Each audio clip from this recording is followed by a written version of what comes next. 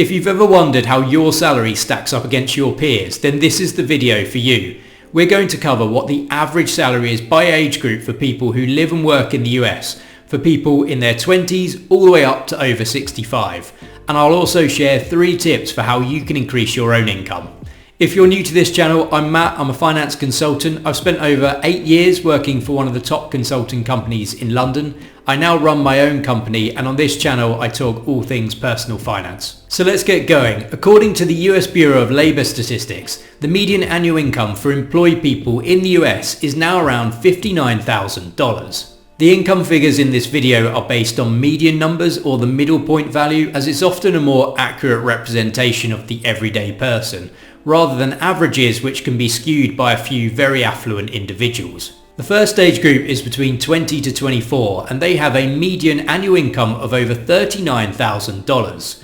For a lot of people at this age, they're finishing college or university and they're really just starting their career. For the 25 to 34 age group, the median annual income is $54,912.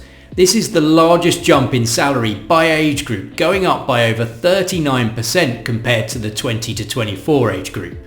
And for the 35 to 44 age group, again we see a big increase, going up to just over $64,000 per year. The 40s and 50s age groups are when people on average are earning the most amount of income they will do over their lifetime, and the average income peaks for people between 45 and 54, with a median annual income of over $67,000.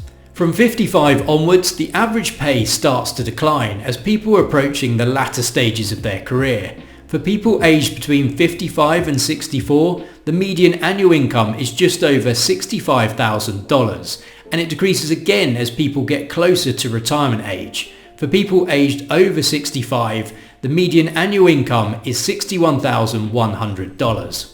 So these figures can help you to understand how your income compares to others, and it may also help you to make more informed career decisions. However, one important thing to note is that there isn't just one average salary to compare to. The median income varies significantly depending on factors like age, location, and the level of education you've received.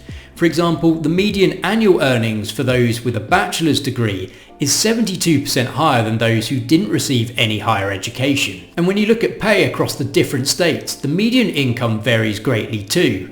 Workers in California have a median annual income of over $73,000, while workers in West Virginia have a median annual income of just over $49,000. So you may be thinking, well, I'm below average income for my age group and demographic, or asking the question, how do you get to the point that you're above average?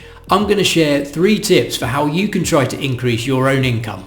In my view, the number one thing is to focus on building your skills and increasing your value on the job market, either to be able to negotiate a higher salary or to be able to find a higher paying job. For example, if you're currently a waiter in a restaurant and you manage to save up $500 and you take that money and you pay for a sales course, which enables you to get a sales job paying you more money. If you're then able to add the ability to do marketing on top while you're doing your sales job, then you're now able to run an ad campaign, get customer leads in, and close sales. Your earning potential has just gone up tenfold compared to the pay you were getting as a waiter. The second point is to understand your market worth and to arm yourself with that information before you go into any discussions on pay and compensation with your employer or potential employer. There are lots of tools out there which can help you do this research, such as websites like Glassdoor, or you can look at job adverts on platforms such as LinkedIn, where you can see indicative pay ranges for the type of work that you do.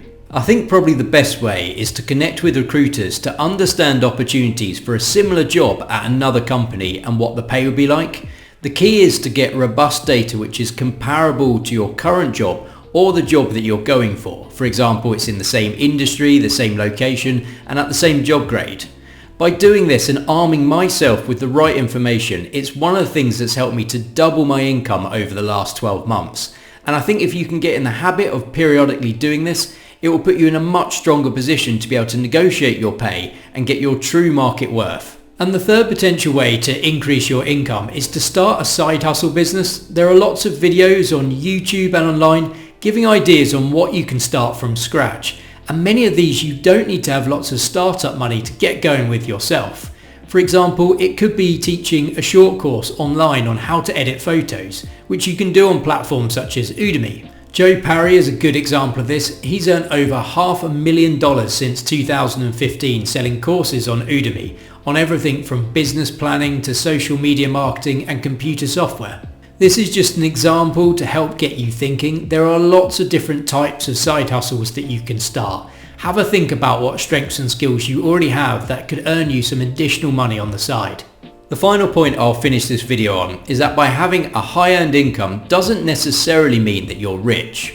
An individual could be in the top 5% or even in the top 1% of earners, but if they have a high cost of living and lifestyle to maintain, the amount of money that they're able to save and invest could actually be quite small. For example, although you might live and work in New York City or LA and have an above average salary, the high cost of living means that your disposable income could be lower than someone doing a similar job earning less per month outside of these cities. The key to growing wealth is using earned income to be able to save and invest, and over time to compound your investments to become wealthier and wealthier. So as well as trying to increase your income, you also need to manage your expenses and avoid lifestyle inflation, which is where as you earn more money, you spend more money, and then at the end of the month, you don't actually have anything additional to save. So if you can combine income growth and do your best to keep your expenses at a similar level or within your means while your income goes up, you'll find you're able to grow your wealth at a much faster rate. I hope this video has been helpful. Feel free to leave any questions in the comments and give the video a like and a subscribe, and I'll see you on the next video.